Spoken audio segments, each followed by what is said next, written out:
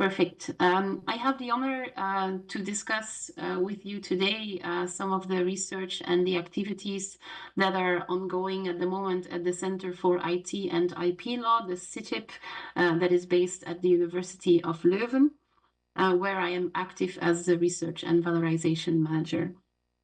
And I'm speaking to you already now towards the end of the agenda, I think, of day one. And other speakers have also highlighted this, and so I'm well aware that actually I'm knocking on an open door with the first statement on my slides, that is that data and AI are at the forefront of European policy attention. And I think this is something we all are aware of and we all acknowledge today, since you're all here to discuss about this, that there are indeed a lot of opportunities and there is a huge potential from data and AI. And of course, you're here because you want to support the just data principles, data annotations, and the just community of practice. And what I will try to do today in this short intervention is to point towards ideas, triggers, indicate avenues, methods, entry points, how we could actually support and develop further together the just community of practice. I'm a lawyer by training. I work in a legal and ethical research center. My avenues and entry points might probably be with a legal flavor, but very happy to connect with you afterwards to also discuss to see about their technical counterparts. I will focus on the data strategy. So here you see the three components, the data, the AI, and the digital transition strategy. I will focus, since there's only a limited amount of time, on the data strategy, so the European data strategy. This slide, you've probably seen this before. This is a slide from the European Commission, and it actually indicates how the EC and the European strategy are working towards the European single market for data. As you see on top, an important component in doing so, and this was already highlighted by previous speaker, is indeed data legislation. As Ivo earlier said, it's not true that we cannot, so it's not true that data is unregulated or data was unregulated before. This list here that you see on the slide is definitely not exhaustive. Data was highly regulated, or data-related activities like data collecting, data sharing, data using was already in focus or in scope of plenty existing regulation. And those may be more familiar to you, like GDPR or Open Data Directive. But it's true that with the avenue of the new European data strategy, there's a lot of new legislation, a lot of new regulation on data, like Data Act, Data Governance Act, the Digital Markets Act, Digital Services Act, and the AI Act. And this comes together with existing regulation on cyber resilience, cybersecurity, competition law, IP, contract law, unfair commercial business practices. There is a big acquis and new legislation that impacts this European single market for data. And I think Ivo already pointed towards this, that it is indeed an important exercise to map just and to see indeed how regulation is reinforcing these different elements, and to test and analyze the law also with this knowledge from this community of practice that we are bringing together here. So there's definitely a bidirectional interaction. It's once to see indeed mapping and reinforcing, but on the other hand, it's really important also to be able to see from the knowledge of the principles here if we could actually work or help implement the regulations in practice. I think another important element that is not visible here on the slide is only mentioned horizontal legislation, but there is, of course, also an important amount of sector-specific regulation with regards to data-related activities. So some sectors with high sensitive data or with a safety security component, you have also sector-specific regulation available. And I think it could be important to see if just is horizontal or just is also vertical, and what this would mean, whether this would mean something different, and look at the interaction between the horizontal and the vertical level. So this was a trigger that was inspired for me by the horizontal and vertical data legislation available in realizing these objectives of the European single market for data. Of course, we know that the value of data is also in the use of data, in the sharing, in the reuse of data. So it's also very important to consider the data life cycle and to stimulate data access, to stimulate sharing and reuse. And so in the strategy here, you see that there's a central position for the concept of data spaces. So the concept of common European data spaces. And I would like to explore in the next slides a bit about what just means for data spaces or in the context of data spaces. You see here on this slide the Data Spaces Support Center. This is a project funded by Digital Europe, Coordination and Support Action, where we are coordinating the work on governance and legal and ethical aspects together with our partners. And these will be, as you see, I will refer back to this project throughout the further presentation.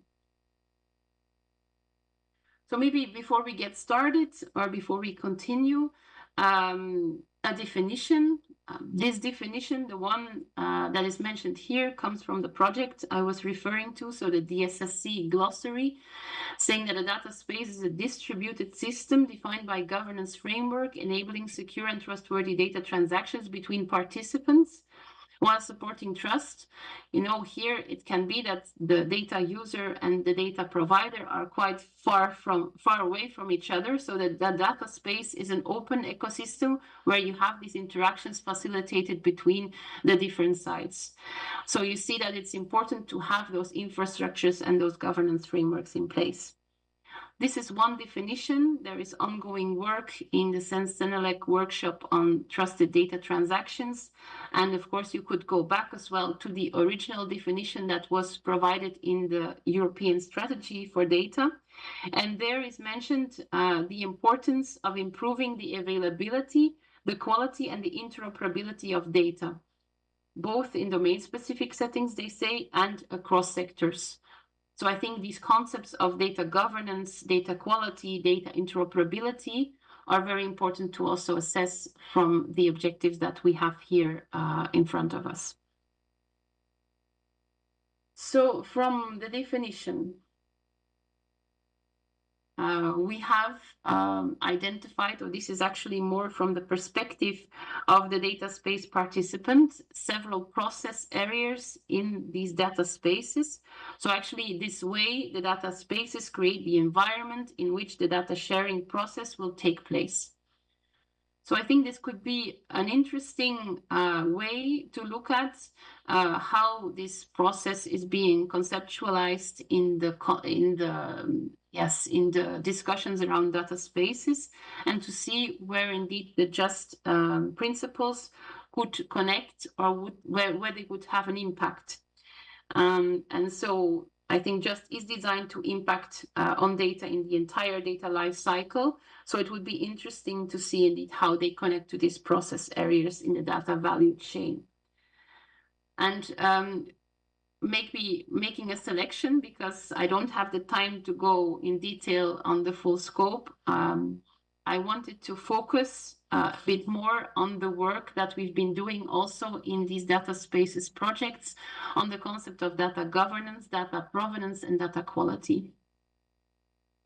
So we are working with a working definition on data governance. That means a system of rights and responsibilities that determine who can take what actions with what data. And we see that maybe data quality, there is like a symbiotic relationship between data quality and data governance.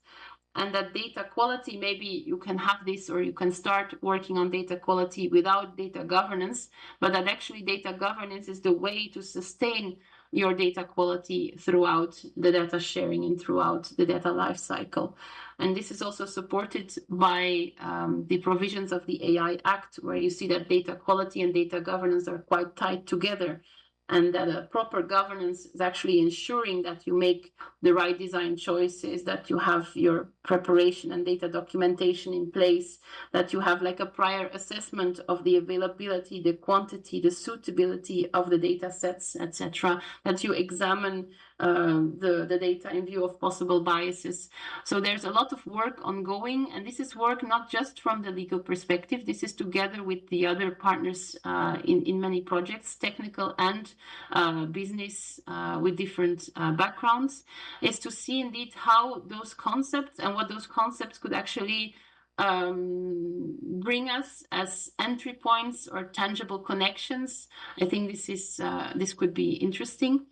So I will now maybe indicate in a bit more detail the different projects, where the one I refer to the most is the Data Spaces Support Center. And this is actually an overview slide of what we from the legal perspective do in the Data Spaces Support Center. So we work really on data governance matrix from the organizational side. So we try to really get an overview of all the issues connected to data governance, where data quality has an important element. We work on the cross-cutting legal frameworks that connects back to the initial discussion of the, immense amount, if I can say, of legal frameworks that are applicable. And we also work on contracts. So what are the goals of the Data Spaces Support Center? What we want to do is actually to establish the center as a way to implement the European strategy for data. And we co-create, we develop, and we evolve guidance through assets and services.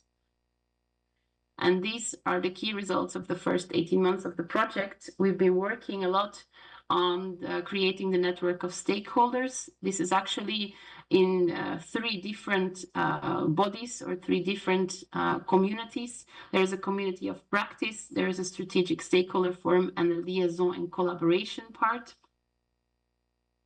And this is an element of how we have constructed the interaction with the community. We work in thematic groups, and here is the governance thematic group, the one that actually steers the discussions that I think could be super relevant for what we are discussing here as well.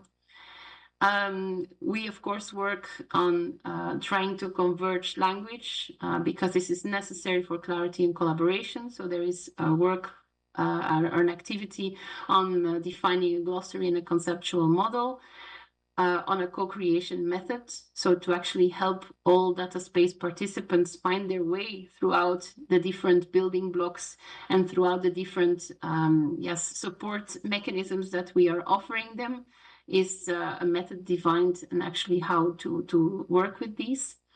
And the blueprint is actually where everything comes together. Here we have business, governance, legal, and technical building blocks. And I think these building blocks, so you see them on data interoperability, for instance, on governance, on finding really the avenues to build the data sharing ecosystem. And data quality is actually an important component, and data provenance, important component in these building blocks. And I'm referring here to a work that there's an overlap between the partners in the SSC and the contributors here, but here the contribution is much wider. This is a project that was prepared by the Data Spaces Task Force of BDVA with collaboration of other members. And the aim is to actually present data quality from different perspectives and to explore the symbiotic relationship between data quality and data spaces. And of course, here important is the impact of the AI Act. So to try and really already implement, this was also mentioned before, that the AI Act actually has a lot of provisions relevant for data governance and data management, and to already try and implement these within the context of data spaces, and to actually identify paths forward to follow and to bring data quality to a new dimension. And what I put here is an excerpt of the work in mapping data quality in data spaces to the different building blocks that I was mentioning that are the end result of the data spaces support project. So in a way, these are entry points. That's the way I perceive them, of where those building blocks go to the community of practice and the participants of data spaces and the initiatives trying to build data spaces, and to see indeed how data quality, data governance, data provenance impacts these building blocks. So this is a mapping exercise to see where are those entry points in the data space building blocks. And that actually already brings me towards the end. This is just an overview slide that I put here as to show you where in the research center we have several projects working on data sharing, data economy, and data spaces. So this is an overview slide where you can, of course, find more information from each of those projects.